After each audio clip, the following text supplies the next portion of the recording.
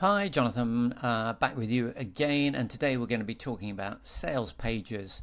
But first, we'll have a bit of a recap as to where we were yesterday, what happened, and also something else I wanted to share with you as well. Yes, here we are, Friday, 12th of September, 3:30 in the afternoon. So if we have a look at the numbers from yesterday, 447. So one of our lowest numbers, probably is the lowest number since started this 12 days ago. So let's see what that worked out as. Our ad spend yesterday, get rid of that, was 310, which when we convert that is $420. So we were 447 in revenue, in sales, and 420 in ad spend, giving us a $27 scrape through tiny margin of profit there. But hey, at least it wasn't a $27 loss or more. But that's one of those things is really why you can't look at your numbers, or really shouldn't really look at your numbers on a day-by-day basis, because you do go through a little bit of an emotional roller coaster. Obviously great when the days when it's really flying high and doing brilliantly, a little bit more depressing when it's on such a fine margin. But anyway, that's the reality of doing this day by day. But the good news is that it did just scrape through, and actually today we're actually at 402, as I say, at about 3:30 in the afternoon. So there's a good chance we will see some improvement today over yesterday, but remains to be seen. Okay, so what I want to talk to today is a couple of things. One is a new Facebook campaign, retargeting sales. And then literally a walkthrough of the sales page and my plans to try and make some improvements on that. So firstly, if you remember, what was it, a couple of days ago, I was talking to you about the leads campaign. So I was retargeting people who didn't buy with an ad that sends them to an opt-in page to get a free tab book. That's my lead magnet, and get on an email list. But as I showed you over the 30-day period, that actually campaign was losing $307. So what I decided to do was to change that, and now I've changed it to basically a sales campaign. So rather than, as you see here, retargeting people who'd landed on the page but didn't buy, with the opt-in, and now trying to retarget them with the offer again, so they get to see the offer a second time. So I literally started that yesterday. I spent £20 yesterday and got 0 sales from it. But don't really worry about that, because it needs to run at least probably 2-3 days before we'll probably start to see something coming through, if we do at all. If I'll leave this running anyway, probably for about a week. But if we don't see some sales coming through at a level where it's profitable, then it may well be that for the time being, I just pause that altogether while I focus on other areas. I think there's still an opportunity to, as I showed, you can get very low cost leads, but where I was failing to do is failing to convert those into sales. But that's more of an email side of things, and we'll be diving more into that as we progress on. But right now I'm looking at some of the bigger things that could potentially make changes. So if this isn't working after a week, I'll just stop it and then probably redirect the budget into the main campaign. And hopefully that will continue to grow. So yes, the second thing was, so that's the retargeting, the sales page. Now, a number of people have asked me to just sort of walk through that a little bit and give you the sort of structure as I've got it. Now there are many different templates and frameworks for creating sort of sales pages. I've arrived at this one over a series of tests around sort of headlines and messaging and changing the order sometimes of the messages you put them to get to this point here. But this page is currently converting around sort of 2%, so anywhere between 1.5% and 2.5%. But really, my target is to get it more closer to 3%. So there's one thing I'm going to do on this, which I'll come to in just a second. So let me just talk through what the copy is and why it's structured in the way it is. So from the very top, this is referred to as the pre-header, and really that's just to, I guess, reassure people who've come from the Facebook ads that they're arrived at the right place. Now my ads are specifically age focused, so it is for people over 50, so they should recognize that, and it's obviously about guitarists, so that immediately tries to anchor them and say yes, they're in the right place. Now the second piece here is our main headline, and the role of this really is to create some curiosity and intrigue, to get people to really sort of ask the question, how am I doing that? It's teasing them into reading the rest of the copy, very much like you'd see in newspapers, magazines, etc. The purpose of that headline is to get people to read the subhead, and the purpose of the subhead is to get people into the story, and then so it goes, because it's all about trying to get your audience to consume your content so they really fully understand what it is you have to offer and how it can potentially help them get the result they're looking for. So yes, this is this teasing them by referring to them as old guys, comparing them to teenagers, and it's trying to build that curiosity. How can older people improve faster than teenagers? Right. So that's the headline. The subheading looks to qualify that, but also build upon it as well. So this is the curiosity about the unconventional system. This is my thing that is helping fill that gap between the old guys and the teenagers.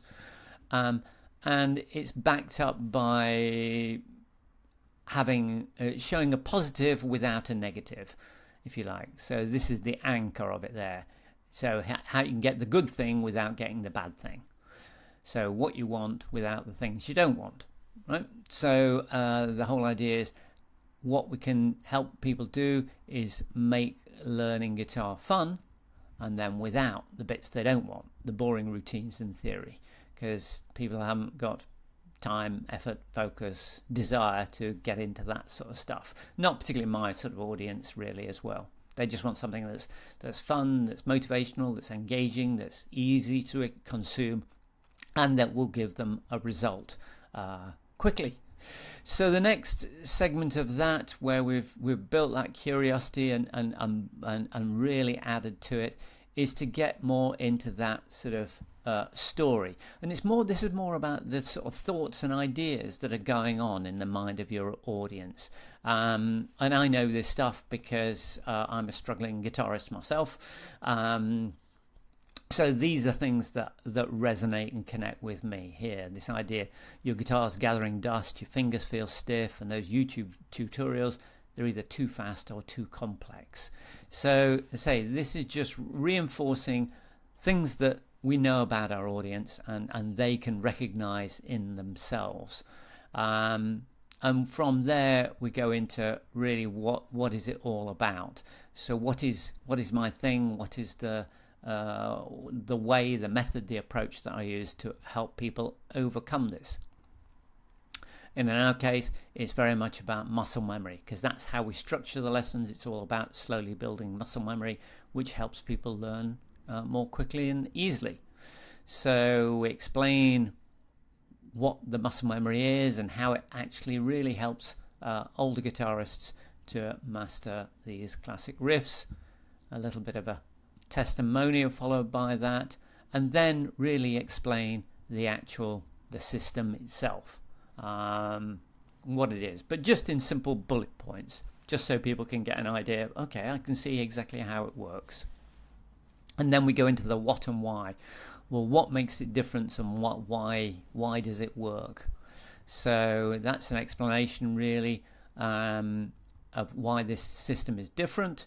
And again, obviously that will relate to whatever you're looking to offer or promote, and then why it works even if nothing else has. So this again reinforces not only what makes it different, but why is it different. And here we can talk about being designed for older players, built around how your muscles learn. So people get the idea that actually this is something that they think actually this could work for me. And then we want to reinforce it. So the next bit is about don't take our word for it. So here we've got a few testimonials that are taken from our Facebook page. And then we go into what people are actually getting. So this is just a simple list of everything you're getting. And then this is the detail of all the classic riffs you'll learn. We then move on to our bonus. So we're starting to build value now on top of it. Creating a desire to not only see what they've already got, but actually something else they can get. And then we start to go into the value side of it, to try and it's referred to as a value stack, where we just try and sort of reinforce and break it down for people so they can see exactly where the value comes from in this thing. So obviously all the videos, the tutorials, the free course, the lifetime access, all the tab books, and so we can put a value on that, anchor that at a higher price, and obviously then talk about the offer we've got for them today. And this is obviously priced at $27 because it really is very much an impulse purchase thing. So people can go from an ad straight to the page, understand the value, see the potential results they can get, and make a decision there and then. But obviously we're anticipating what sort of might be going through their mind. So they might be going through their mind is, well, you say it's worth this much, but why is it so cheap? So we just answer that question. We pose the question and then answer it. Then we back it up with a guarantee. And then we go into this final piece, which really is more about what they call future pacing. So this is really all about helping people imagine what it'll be like in a couple of days' time once they've downloaded this course, once they've started. What will they feel? And how will they feel about themselves and what they've been able to achieve? So we want people excited about the potential of where they'll be able to go to. And then we go into the very simple two-step order, a quick sort of summary of what they're getting, and then into a whole series of testimonials again from our Facebook page, and actually include a link right at the bottom that they can go to the actual page itself and read more of the reviews for themselves there. So really that's the whole breakdown of the page, and in amongst this there's tons of things I can split test, from the design through to the headlines, through to some of the messaging, through to some of the order of things.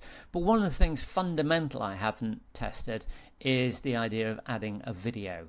To make it more into a video sales letter, because obviously certain people like to read the copy, others like to just watch a video. Now for me the challenge has always been is the fact that while I created the course, I'm not the teacher and I'm not capable of passing myself off as a guitar teacher, because I just wouldn't be able to do that.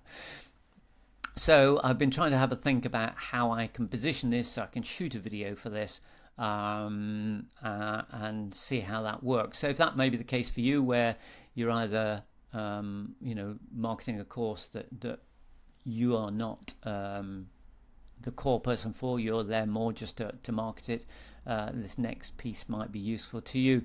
So I'm now currently exploring some new software that will potentially help me shoot this video. So over the weekend I'm looking to try and put this together, so in a couple of days time hopefully be able to show you what it is I'm going to be testing and putting into this page here, because at the end of the day if I can get this to move from 2% to 3% conversion, that is a massive shift. That's a 50% uplift.